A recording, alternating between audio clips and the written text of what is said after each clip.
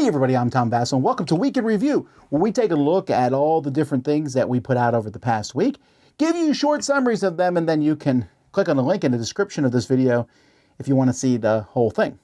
So, let's get started. Hey everybody, I'm Z Garcia. Here's what I did last week. So I reviewed Dice Colony, which I gave a 5 out of 10 to. This is a roll and write in which you are terraforming a planet.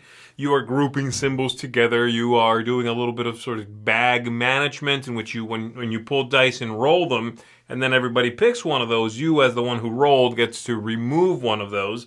The other two go back in the bag. And so you thin out change your probabilities a little bit. That all sounds great. Mechanically, the game is interesting. It's just not exciting. There is no levity. There's no excitement. It is a very by-the-numbers roll and write. It is one that I would not recommend because it's missing pizzazz. And above and beyond that, it's a little long for what it offers. So it's not one I would say go out and get it, even if you are a mega fan of the genre. I think there's other games that do this and do it better and in a better time window as well. I reviewed Paleo expansion, A New Beginning, and this one I rated a 6 out of 10. In my opinion, I thought Paleo New Beginning here, the expansion, changed core Paleo too much. It changed the theme. It changed the feeling, the desperation of survival that came from the first game. It changed too many mechanisms. It changed the feeling of the game. I would have much rather this had been a standalone sequel with thousands or 1,000 years in the future with a new focus, the concentration being placed elsewhere.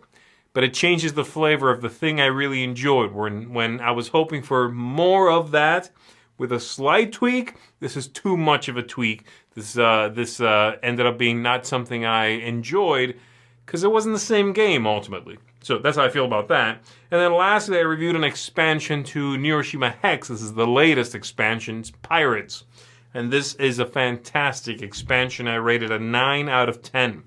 The Pirates faction to Neuroshima Hex here does a couple of really interesting things. For one, they use spaces that are normally not available around the outside of the arena, which are water spaces. And they have characters, crafts, I suppose, that float on the water and can shoot inwards and rotate, sort of drift around the outside of the battle. Very interesting stuff. They've got some great units in there, a really nice, flavorful feel that comes through in the play of the game, and I thought it was wonderful. Not too strong, not too powerful, nothing ridiculous or particularly difficult to understand, just pure fun. Throw in some pirates into Neuroshima Hex.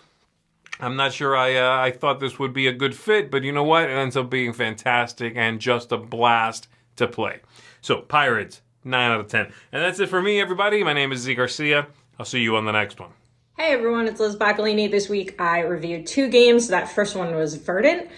And this is a game where you are taking plants and room cards to build a grid, which is your house, and you're placing the plants preferably in a lighting condition that they prefer, putting things in the rooms in your house, trying to pot plants, score points. And I really like this one, the drafting mechanism, and it just looks really nice. So I gave it a 7.5 out of 10. The other one I reviewed was Beer and Bread. This is for just 2 people. You and your opponent will be collecting resources, getting upgrades, and you're trying to bake bread and brew beer. The twist in this game is that you score those 2 things separately, and the lower score is the score that you use to go against your opponent to determine who will win. I really loved it. I thought it was really unique. That was my dog. And I gave it an 8 out of 10. See you next time. All right. I started this week out looking at 2 different folded space inserts. This was for Jaws of the Lion and for Frosthaven. Both of these, I really liked the inserts. I thought that they both, as far as putting them together, was pretty easy. There was enough information online that I could glean from their website that it wasn't too difficult to put together, and it also helped get these games to the table more. So if you are looking for something a little more affordable or a shorter term option, something like that, be sure to check out those 2 inserts. I would recommend both of them. I also took a look at the the Paleo expansion. This one I came in at a 6 with. I was a little disappointed. I think that the gameplay was interesting, but it just changed the base game too much for my personal taste. In the first expansion for Paleo, I wanted more modules to put in that would maybe just change strategy a little bit more than overhauling the game. And it felt more like an overhaul of the game to me. And I didn't quite like that. It kind of fractured what your goal was, and that just left me a little flat. So enjoyed the game, but I felt like, again, it changed the base too much. So I came in at a 6 for that Paleo expansion. I also took a look at Dice Colony. This one I came in a little bit higher, but still not quite that seal of recommendation. I came in at a 6.5. I thought in the roll and write genre, this one was perfectly fine. I would always happily play it.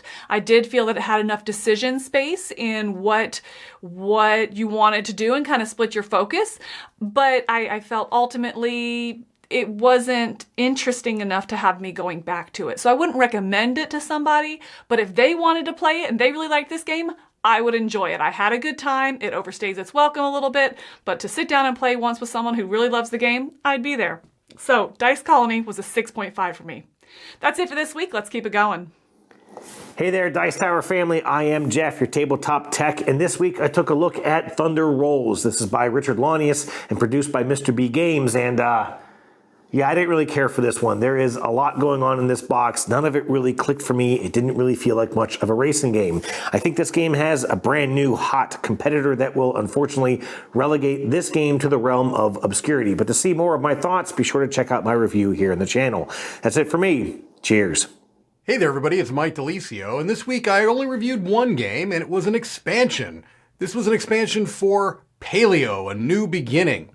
The Paleo is a cooperative game that I like a whole lot, and this expansion adds a lot. This is a game that is modular by nature, and so this adds some new modules, but it also adds in a new resource, and it adds in a new board, and animals can now be used in different ways instead of just hunting. And so I gave this a 7 out of 10.